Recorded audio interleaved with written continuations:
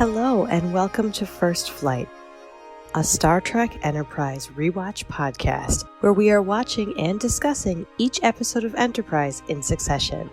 First Flight is a proud member of the Tricorder Transmissions Network.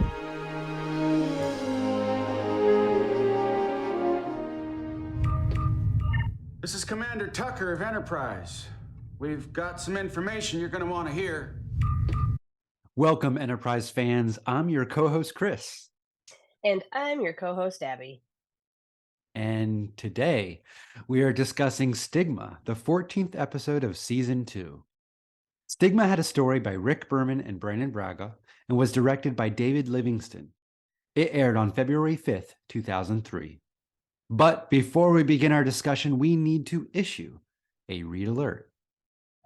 Tactical alert. All hands to stations. As always, there are potential spoilers ahead. We might end up talking about any part of the series at any time, so you have been warned. In addition, Stigma tackles some really challenging ideas related to the HIV/AIDS epidemic and prejudice. It also refers to a non-consensual assault. So please be aware that we will be discussing these topics as part of the analysis of the episode.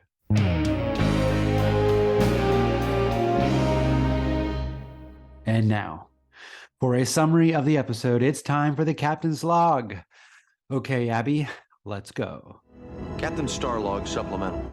Okay, so I'm sticking by my commitment of a haiku for these. And I have to tell you, when T'Pol and Archer are the two main characters, it is hard to do a haiku because each of their names has 2 syllables. But we're just going to put that out there.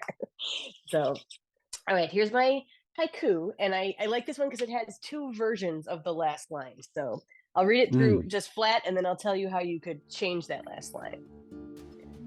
Phlox makes a query. T'Pol won't budge. Archer pleads. Feasel, Stigma 2? And that's TWO with like the number 2, but it could also be like with a comma and then TOO, because really there's the dual stigmas going on in this with the A plot and the B plot. So that took me a long time, but I am very proud of that one. It's so good. Oh, well, thank you. I like haiku. It forces you to really condense to the essence and use really good punctuation, which I'm a huge fan of. So this might be my my little Twitter thing when I retweet this out about our episode, because it's just that cool. Yeah. I'm proud of this one. I love that. All right, but for those of you who did not understand at all what this episode is, because maybe you haven't seen it in a while, and that's a haiku is really a very small bite. The bigger one here is when Phlox asks for research on a stigmatized Vulcan disease that T'Pol contracted. Her condition becomes public and she is recalled. Meanwhile, one of Phlox's wives visits. Yeah, and she really visits Trip. Oh, she visits. Yes. Yeah. All right, but before we do all that, it's time to deploy our subspace amplifiers and get into this episode. We'll start with a quick chat about the cold open and then head into our pros and decons section. Each of us will share 3 of our favorite parts of the episode. That's our pros. And then if there are anything that don't really gel with us, we'll talk about our cons from the episode. Now, during this discussion, you might hear a dog bark any time that we might mention our Porthos Pick, but we'll still discuss them later on in the Porthos Pick section. All right, so let's get into this one. It's one I've been really looking forward to personally. So, as always, we start with the cold open. And Chris, what are your thoughts on how this episode starts? Okay, well, my thoughts, I have 2 notes, and I'm going to have to describe punctuation just like you just did. The first note is T'Pol die? Exclamation mark, question mark. And then the next sentence is camera fixed on T'Pol. And I loved how the camera, like, you're just focusing on T'Pol and just zooming into her the whole time. Phlox is on screen, but for a moment, right? And also to show he's looking in the device, microscope. Yeah, that kind of. I was looking for a Star Trek term, but the microscope. So that's something that's coming up, which is a cool little setup that you're not even really aware of. But I love how it's just zooming in on her, and we're left with this question: oh my gosh, is she gonna die? What's going on? It's a great setup, very short but effective, like we've noticed a lot with Enterprise this season. Yeah, this cold open is a really interesting one. I love the directorial choice of that one shot. And agreed, you only see like Phlox from the side. You barely see him get two syllables out. Like I watched the second time going, does his mouth even move while he's on the camera? Because you're just doing that long, slow pull Mm-hmm. into T'Pol. And I did wonder what kind of test was he running that she had to get redressed when she was done? Because she's like coming up from behind the curtain, fixing her collar and all this. And I'm like, wow, he really was doing some tests on her. But I thought it was interesting. And I love Phlox and T'Pol together. I think their Mm-hmm. dynamic is always on point.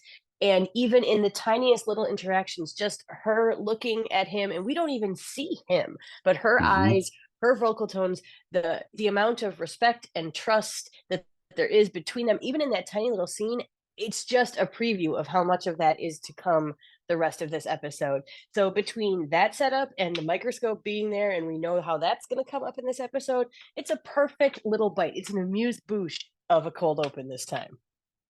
Yeah, and Abby, before we were recording, we talked about how, I didn't really remember this episode, and I was watching it, and I was setting up my notes when this started playing, so I didn't see what, by the time I looked up, to my mind, he never appeared on screen. Mm, And so I just jumped right before he jumped on here. I watched that teaser again. I'm like, oh, there he is for a second. Because I yeah. just had to confirm, was he actually there, or was that some really brave choice to just have him off screen? Because why put him in all the makeup to be on screen for a second, Now I'm sure they One can shot other only hope they're, things. yeah, I hope so. Yeah, if they weren't, that would be a great way to just have him voiced off screen and loop Yeah, it in later. But anyway, I'm glad he was on screen because, like you said, T'Pol and Phlox in a scene together is always gold. it is. All right, so speaking of gold, I know that there's a lot to talk about. This is a meaty episode, so let's jump right into it. Chris, what is the first pro you want to highlight today? Well, the first one is kind of jumping near the end or in the last act of it, where Archer uses a protocol, the medical Vulcan protocol, to initiate a hearing.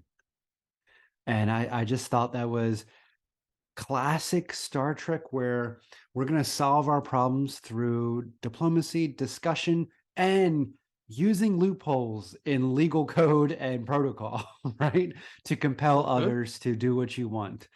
And I just loved that scene where he went down and confronted the Vulcans and went on their turf using their rules against them. So smart, great job. When I watched that, I was like, oh, is this an episode of Star Trek Discovery? Is this written today? Because this is the current conversation in our society that is like that I'm encountering every day on the internet and in real life, right? Yeah, This is it. yeah.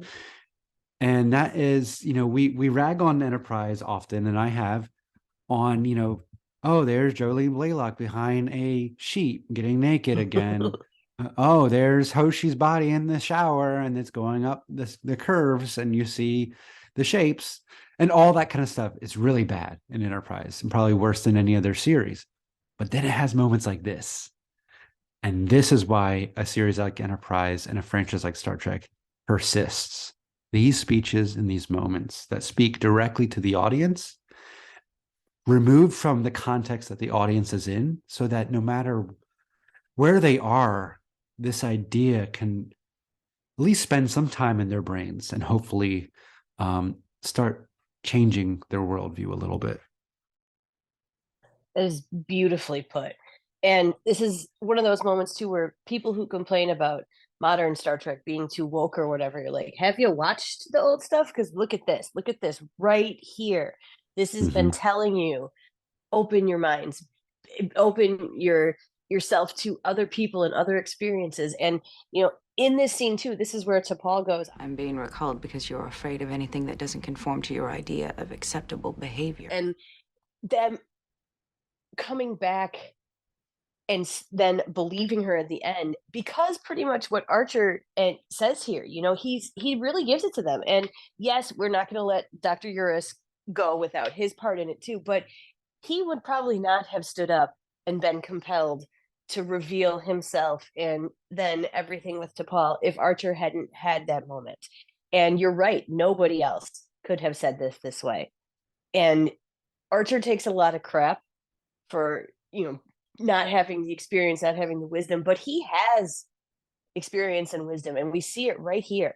It's just a different point in the timeline, and his relationship with the Vulcans and the human Vulcan relationship is so contingent upon Archer and his words and his actions. And this is pivotal. I mean, this is not the high command, but it is, as we've talked about, this is something that continues on. And yeah, it's a beautiful, beautiful moment. The Star Trek moment of the episode for sure.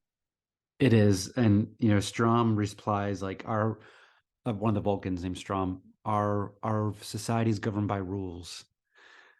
And then T'Pol said something to the effect like, there's no rules about oppressing a minority. Minorities, yep. Because this isn't in law, it's just them against the stigma, right? Correct. And the problem, this minority will die off if we don't cure this illness. It'll solve itself over time. And they're being patient, like the Denobulans, right? They see it as logic. And that is a logical solution to something they've identified as a problem. That's the problem, though. They've identified it as a problem. So there's so much to discuss here. I feel like we could discuss this scene for a while, but I think it's one of those. I think it's going to be one of my favorite scenes in Enterprise moving forward. And that's the delightful thing of this podcast, because I wasn't aware of this scene. Yeah, this episode is one of the standouts of season 2 for me. As we'll get to our Vulcans Verdict later, but I just really feel that so many pieces of so many stories and so many characters come together here in such a well done way. And yeah, this is why Enterprise. This episode right here. Ooh, there you go. There's another book to write. Why Enterprise? Ooh, I got that one. Do it. Accessing library computer data. Here on First Flight, besides loving the Star Trek moments, we love trivia and behind-the-scenes tidbits. So we pick a few to share about each episode, and I am going to start tonight. So going back to your CG shot of the Interspecies Medical Exchange, there's a fun little blooper, which I really enjoy. Bloopers don't take me out, and I know they do for some people, like if you see a mic boom or whatever, but I kind of like it. It makes it feel a little bit more grounded to me, and I like Easter eggs. It feels like inside jokes. So in the shot just before the 2 Vulcan scientists are shown entering the room with Dr. Phlox, there's another figure walking on the walkway 1 level down, and when that figure passes a big device positioned against the wall, their shadow keeps going on the ground instead of going over the device, which is just old 2000s CGI. But that one, once you see it, you never unsee it, and it's just kind of funny. But the real trivia I wanted to give here was that when this episode first aired on February 5th, 2003, it opened with a tribute to the crew of the Space Shuttle Columbia, which had just met a disastrous end. And that one really hit home for me. One of the astronauts that was on that space shuttle, Laurel Clark, went to the church that I grew up in, and she was pivotal. She'd come back every summer. She would talk to us about space and expanding your minds and the science she was doing. And she would, talk back to our youth and all this. And losing her was a blow. And it was nice to see that space in the future, our vision of space in the future, was honoring the exploration that was happening currently, and that it isn't all linear progression up, that there are setbacks and there are moments in there, and to honor them like that was really powerful. Oh, that's beautiful. And like you said, like, this episode has a lot going on, and then they also give a tribute to a proponent of space travel, right? Someone that they gave their lives to push that envelope just a little bit further. Exactly. So what a cool piece of trivia. My piece of trivia is not as cool, but I like it. It's this episode is the first appearance of a denobulan other than Phlox. That's crazy. It is crazy, but A season and isn't a it half cool to see the makeup? it Yeah, a is season and a half. season and a half in, and yeah, that's cool. So yeah, that's it. And I know we get more denobulans later in this season, right? Is that the breach? Hmm. Is that this season? Yeah. Yep. We will see more of them, but like I said, an underexplored species. And I love that the makeup on the female denobulans is almost the same, but not quite. And it's really Yes. subtle when you look at it. So Mhm. I would like to see more variation of denobulans as we go on. I think that would be so fun. Absolutely.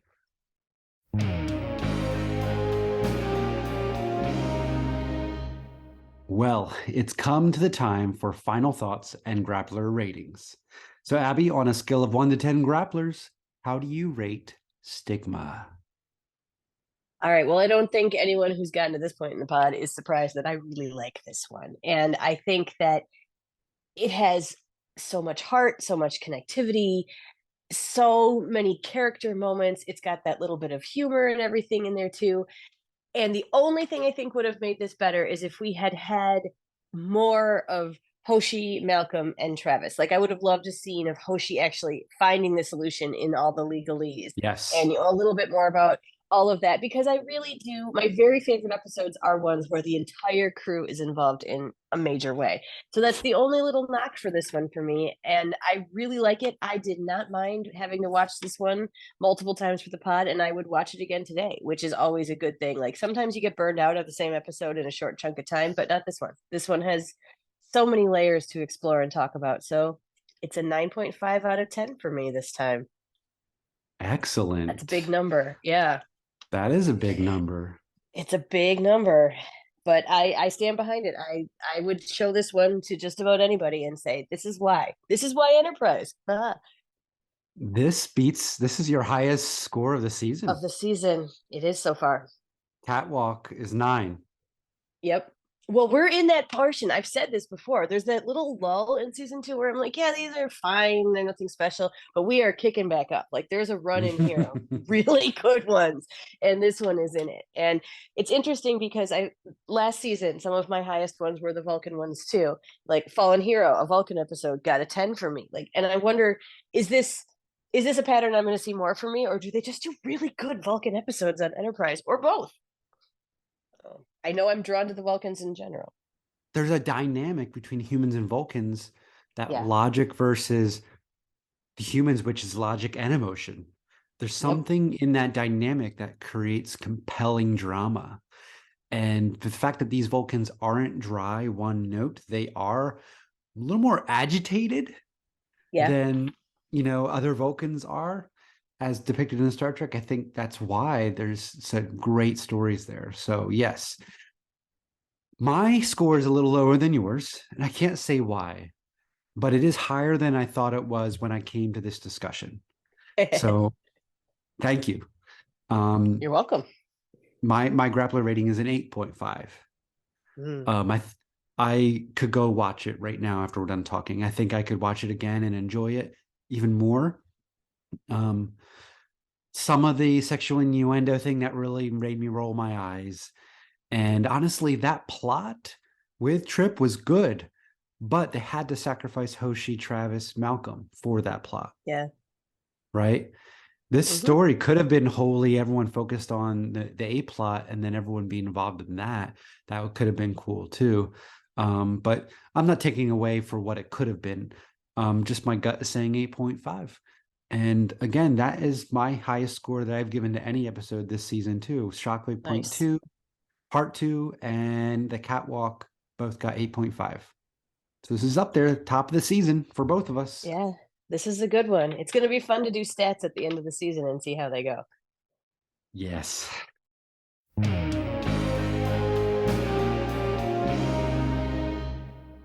All right, so before we finish up, let's go through a quick recap of all of our pros for Stigma. Run us through your picks, Chris. Yeah, my first pick is Archer using the protocol for the medical ethics board or whatever to initiate that hearing. So good job, Archer. And I mean, Hoshi did it, but she's not there. But she did it off camera. Then we have T'Pol won't condemn the minority to save herself. That's really a great pro.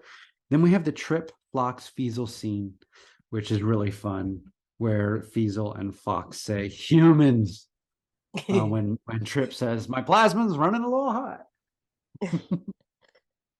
And then my Porthos Pick is the hearing with Archer and the Vulcans and Archer's speech about how the Vulcans need to embrace diversity.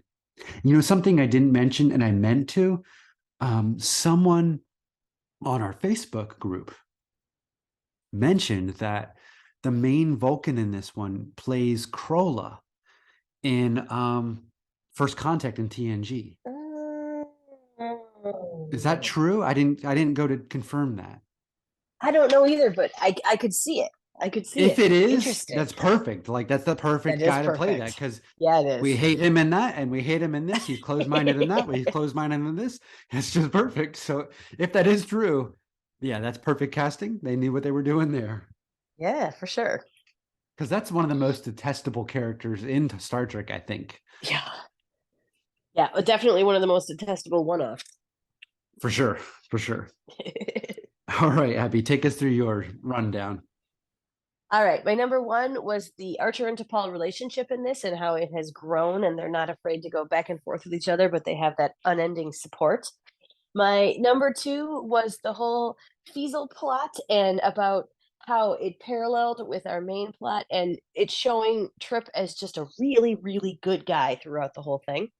Yeah. My third I wanted to raise up here is just Phlox in general and how he straddles both plots and shows both his range as a character and an actor. And my Porthos pick was the Vulcan aesthetic. Everything that we see on the planet, what they're wearing, where they are, all of that is just gorgeous. This was a fun one. It really was. And again, richer than I thought. Gotta love it. Yeah. And I'll just say that 15 times so far this season, someone has picked costumes. That someone being me, probably. There could be. Could be. I didn't list who said it. It's one of those parts that makes Star Trek feel like Star Trek. It makes aliens feel like aliens. So It's true. it's work that is behind the scenes and does not get nearly enough recognition for how much it makes you feel absorbed into the world. So I am not sad for calling out the beauty of the costumes in there. Absolutely not. Our chronometer's running backwards, sir. Incoming transmission. You read my letter? Well, if you love costumes and you have things to say about this episode, for which I'm guessing there probably are a lot of thoughts, we want to remind you we adore getting feedback and thoughts from our listeners. We hope you could tell that from our last mailbag episode, which was just full of joy. We have had so much fun sharing and discussing your insights and ideas. We've had chats on social media with many of you. We're collecting again for the next mailbag episode. So this is your call for Grappler ratings, Porthos picks, general comments, whatever you want to say about this episode. Get them into us on one of our various places so you can be part of our next mailbag episode fun. Yes, please do reach out to us and share any thoughts or smiles that you have for us using the hashtag Carrot Crew. Yes, you can reach us at First Flight on Twitter, Instagram, and Facebook. And we do look at all those places and gather information and great facts from all those places. We're also on YouTube under the Tricorder Transmissions Network. You can reach me personally at Shelf Nerds on Twitter or on my own YouTube page, Completing the Shelf. And Abby, where can people reach you? Best place to find me is still on Twitter, and that's Abby M. Summer, SOMMER. All right. Well, we want to thank you guys so much for spending time with us. We'll be back next time with Ceasefire. Oh, I can't wait. The 15th episode of season 2. And as always, we leave you with this quote from Captain Jonathan Archer in your moment of Melanie. The most profound discoveries are not necessarily beyond that next star. They're within us, woven into the threads that bind us, all of us, to each other.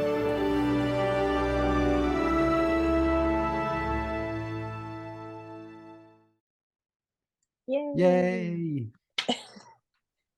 All I right, let's love go this watch one. Ceasefire and do it. Oh, come on now. I need at least 5 hours for that. And my kids come home in the next half hour. So that's not going to happen. But yeah, I'm excited for Ceasefire too. Yes. This really is a good run of season 2 in here. And we get some temporal Cold War stuff coming up. So it's a good one.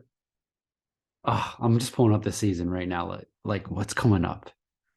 And I can't wait because, even, through this podcast, I was like thinking the other day, even if it's a terrible episode, it's still fun to talk about. Exactly. Right. So Ceasefire, then Future Tense. Yeah. Canamar, I kind of remember. Yeah, it's okay. That one's all right. But overall, there's a lot of really good stuff in this next The chunk. Crossing is non-corporeal creatures invade the crew's bodies. Oh, man. I don't know if it's good, but I hate that kind of plot. Judgment. Oh, I do love me some Judgment. Bring on the Klingons. And The Breach. Yeah, there's... Progenitor. Oh, Regeneration. Yeah. Oh, yeah. Yeah, from here on out, there's mostly great ones. And that's okay. I mean, because we, like I said, we had that little lull in there where you're just like, yeah, it's this one, and it's fine. But I feel like that's why this season gets so much trash thrown at it, because it was less of the like good episode, great episode, meh, good episode. It wasn't mixed. It was very, if you came in this when they aired, it was probably like October to December kind of chunk. You were like, really? And then it was interesting. I was looking at the air dates. Dawn came out right after Christmas. Like they finished up on the catwalk the middle of December. They threw Dawn in there like right after the New Year, and then had another break until Sweeps. So it was an awkward time in general. And if you were going to lose people, this was probably the time. Yeah, there's a whole month between Dawn and Stigma. It's crazy. And then we're back on track for a while. Yeah, until they do the February sweeps, and then they come in and then they do the May sweeps. And it's just interesting to think how that used to be the way television works. Yeah, there's no episodes in March that year. Yeah, they usually take off after sweeps. Interesting. Well, and it's interesting when you think about that. Those are the ones that you sit on then for a longer period of time and marinate on if that was the last one you saw. And it's just a totally different way of watching TV than what we do now. It's interesting. And I was talking with my sister, and we were trying to reconstruct where we were at the time and how, like, I don't remember watching all of Enterprise first run because we weren't as into it. And she reminded me when Enterprise was coming on, we were deep into our Stargate SG-1 fandom, and that became my number one show. And we were scouring the internet for all the spoilers and discussing, like, totally, completely like we do about Star Trek now. That's what I was doing about Stargate. And so Star Trek wasn't, with Enterprise, it wasn't as in the forefront. Which is interesting. That's why a lot of these episodes so far this season that we've done have been kind of newer for me, except for the big ones like, Shockwave and stuff like that. But I, when you guys asked me to come on this, I was excited to say yes because, one, I like you and Melanie. Two, I like Star Trek, but also I was like, all right, this is an excuse to really get to know this series that I don't know as well as the other ones. So, yeah. There's so much good stuff. And I feel like where I was I had just graduated college and I was off living on my own. So this was my, like, me and my VCR obsessively watching each episode a bunch of times after it came on, because that's where I was in my life. And this was my touch point. I was, in a new city. I didn't know a ton of people, had some time on my hands. And it There's so much good in there. But at the same time, it was also one of those things where you live in the Midwest. When baseball season starts, they preempt your Star Trek and they play baseball, Yeah. and then you have to set your VCR to record until 4 a.m. because they'll start it whenever the game ends, and who knows. And so it was not the easiest time to find a show and stick with it like that either. And UPN was dying, so Yeah. there's that too. So there was a lot of stuff, and I appreciate now that people are going back and rediscovering Enterprise because it's good. It's so good. Or at least as good Yeah. as all the rest of the Trek is. Well, I remember feeling at the time, oh, like it was being sold as not your father's Star Trek, right? Wasn't that how it was being sold? More modern, more slick, more more Yeah. all that stuff. Where the Klingons are the bad guys. And, I remember Yeah. those commercials. Adventure Seems like everybody's itching for a first contact. comes in all shapes Would you like to meet them? and sizes. Thanks, big guy. Hope we don't expect everyone we run into out here to be hostile. Enterprise, the 2-hour series premiere 1 week from tonight on UPN. Like after Broken Bow, which is unique and good in its own. But then a lot of the stories were very back in the comfortable niche of Star Trek. Yep. Like the same old, like that season 1, which I like now. But like I remember like the first season of Deep Space Nine, where you're like, oh, this is clearly just like a TNG idea transported to Deep Space Nine. Correct. I felt like Yes. a lot of that was going on in Enterprise at that time. I don't really think that as much now because you can clearly see how they're, like things like Breaking the Ice is very a Star Trek Enterprise only story because Picard's not going to be, Yeah. oh, look at this comet. Oh my gosh. Yeah. But And it takes Class a 2 while to comet. find your footing. Exactly. But it takes a while to find your footing. It does with any show. And when you have 26 in a season, they're never all going to be winners. There is no season of 26 episodes or 24 or whatever it is. There's no old school season of Star Trek that doesn't have a few clunkers or, man, we would do this differently now ones in there, because that's just the nature of the beast. Like, you were on half the year. Even Discovery's 15 episode seasons, some, Yeah. have some clunkers. I mean, I know people give Yeah. season 4 issues because some of the earlier episodes seem disconnected and non-consequential. Now, I like all of season 4. I do too. But I've heard that criticism, and I think some of that's fair. But yeah, the 26, whew, man, even going down to 20 would be a big difference maker. And like, look at season 2 as 26 episodes. Take out 5 or 6. This is a golden season. Mm-hmm. Golden. So, yeah. Well, I'm glad we're in the back half. We'll just put it that way. I think most of the back half is very good. Yeah, the breach. Man, it's so easy. I'm gonna have trouble scoring that one because half of it is brilliant, and the other half is boring. And I'm sure you know which halves I'm talking about. Oh yes. Well, and we're gonna get to Bounty, where T'Pol gets her early Ponfar, and that one just is like, really, guys, you were out of ideas at this point in the season, weren't you? Yeah, so I don't remember that one. I remember looking at a summary earlier this season, or I don't know, a little bit ago, where it said like a Klingon bounty hunter. I'm like, oh, I don't remember that at all. This is gonna be great. And just now, when I saw a summary, it was promoting the idea of the Ponfar. I was like, oh, this is not gonna be great. Well, it's one of those episodes that feels disjointed. Like, there's two very different stories, and I guess this thumbnail I see of Bounty all the time when they're talking about the T'Pol story is her leaning up against the wall, and she's got her hands up over her head, and she's like stretching out, and she's in her little Decon outfit, and it's just like, that is not the point of this story. And though there are some really nice Phlox moments in that one because he's resisting her advances, but that's when they're trapped in there together. Okay, it's coming back now. Yeah. Ooh. Oh man. Well, we're gonna have fun talking about it. All right, and I have to say that this is one of the moments I feel like T'Pol is such an amazing character, and I wish she had been written even 10 years later, because she is so good. But they would have been able to cut out some of the stupid crap that they also had to put her in there because she's a beautiful woman and it was 2003. And Yeah. because think about now, Michael Burnham is a gorgeous woman. I mean, that Mhm. face on Sonequa Martin Green Mhm. is Mhm. epic, but they don't play up that part of her, and they don't have to because Yeah. she's smart and capable and amazing, and like I just and she's still gorgeous the whole time. So, Yeah. but it's a product of its time again, and we'll get there, and we'll find the happy Phlox moments in that one, and there are Oof. Klingons are always fun. So Sure.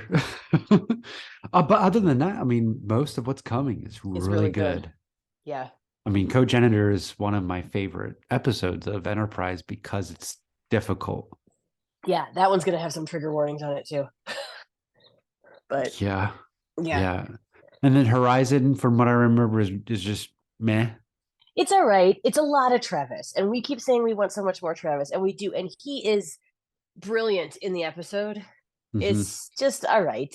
Like, I feel like that's another part of Enterprise I really wish they would have done so much more with. Like, let's Mhm. explore this whole boomer culture and how Yes. it's conflicting and aiding in the warp fueled space flight that's going on now. Like, and how all that conflict, and we get some of that, but I that could be its own series. Like, if they're gonna do these little mini series, like the 6 episode Yeah. ones, this would be where you could pull from. Like, Star Trek let's Boomers. exactly. Yeah. It would be so cool. 5 episodes.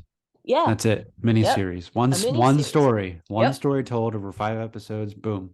Yep. I think they could do amazing things picking up some of the threads that haven't been pulled yet in canon and doing those little mini series. And like for a couple years, do a bunch of these mini series, 4 or 5 episodes at a time, but set them all in the same time period so the props Ooh. and the sets could all Yeah. be reused in all of them. Yep. But they could be telling this time period from different points of view. They could be completely disconnected stories, but set in a similar time, so you could make that production cost. The sets can still be standing and just kind of reused, like they did for the La Serena's down, downstairs Yep. became what's her name's ship, Vatic. Yeah, Vatic ship. And about how that the bridge of the Stargazer is now the courtroom in Strange New Worlds and all that kind of stuff. Like, they've reused that set That's about not the bridge 15 of times. no, it's not the bridge, right? Isn't the courtroom in Strange New Worlds the Federation Oh yes, it's the HQ? Federation HQ. Yes, you're right. You're Yeah, right. yeah. Yeah. The Stargazer became the Titan. Yeah. But Yes, yeah. they're smart at this. They're smart at redoing sets. Like, they could easily do that kind of Just stuff. like they had to do back in the day. Yeah. Every ship in Starfleet's Constitution. And then early TNG, every ship is Galaxy. Yep, exactly. Or Constellation. Yeah, or at the copy and paste fleet at the end of Picard season 1. Oh. That was just Yeah. Yeah. But you know what else would be cool as a mini series? What if they took like one day or one event and showed it from like 5 or 6 different perspectives? The same event from 5 or 6 different perspectives. It could even be 5 or 6 different races. Like, it would just be, there's so much out there, so much potential. Yeah, definitely. Or how about a 5 episode, I've already said this many times, miniseries about President Archer? Uh-huh. He'd come back for it.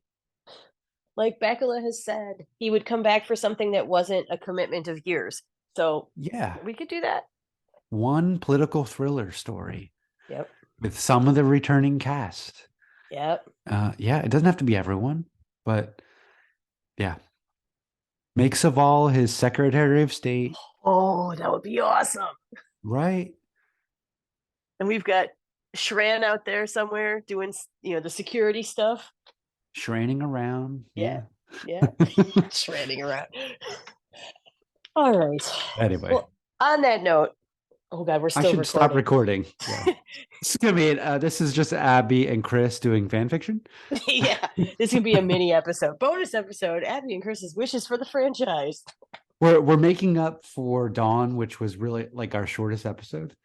Even with extended, like even with our extra content, it was only, I don't know, less than an hour. So yeah. Anyway, all right, I'm gonna stop recording. 4 hours later. Really, we've been doing this for probably an hour and 45 minutes. I know. It's easy. That's a good thing. Yeah, and tomorrow when we're recording, everyone, it's Strange New Worlds season 2 for us. Woo! So you have already seen it, but we Yes. haven't yet, and I can't wait. Yes. It's gonna. I need some of this new Star Trek in my blood for summer. Like, bring it on. And Strange New Worlds is the perfect summer series because Yes, every it's just week fun. is different. Yeah, and even when it's serious, there's fun in it. Yes, and it's great for summer.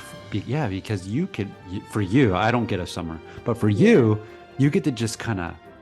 You don't have to get up at 4 o'clock in the morning or whatever and watch it. You can just wake up and watch it. Yeah. And then you can rewatch it if you want Yep. to. Oh, there will be multiple watchings tomorrow, I guarantee. Because there will be the I cannot wait for you to get home husband, and then, hey, guess what? We can watch this together now. Yeah, 100%. There were some moments in this episode I'm like, was this written today? I know. And if Michael Burnham gave the same speech that Archer just did, Oh. you know what I mean? Oh, yeah. Like, I mean, I'm considering doing like a swap micro trek, where I just reframe certain scenes and put it in Michael Burnham's mouth, and then, okay, you okay with it now or not? Yeah. Because there's a lot that is very, very modern and today in this episode. Oh, yeah. So yeah. Yeah, this one is really, it's both fantastic that it exists as delectably as it does, and disappointing that we still need this lesson as much as we do. We'll always need it. I don't think Yeah. we'll ever not need it. And, so as long as humans are involved in our Yeah. current state. Or Vulcans, or Denobulans, whatever. Yeah. All right. Shall we jump into it? Because Let's I'm do actually excited about what your picks are. Oh God, this was so hard. This was one of the hardest ones for me. I literally sat with my notes last night going, how can I like condense some of this into like bigger ideas? And it was really, really hard. So we're gonna have to, and I don't know exactly which one is gonna end up where yet. Oh, that's We'll fun. see what you say. Well, I know your process is usually you watch it 4 times. I usually watch it once. Wow. And I take copious notes during that first viewing. Because that's usually all I have time for. I just don't sleep. Yeah. This time I was like, all right, I watched it last week. I'm like, I have time to just watch it this first time and then watch it more. Well, I didn't. I only had time to watch it that one time. Oh. So I didn't take copious notes while I did it. I paused once or twice when something hit me. So I don't have a long list of secondary systems. Oh, interesting. I have my picks and that's it. And they were the first things that came up and that was it. So I'm excited to see because they might be more obvious, I'm excited to see if we have some crossover. Yeah, it's interesting because like my process is first time watch through with copious notes, second time watch through and look for like background stuff, extra stuff, the reactions of not the main people, like the other stuff that's going on.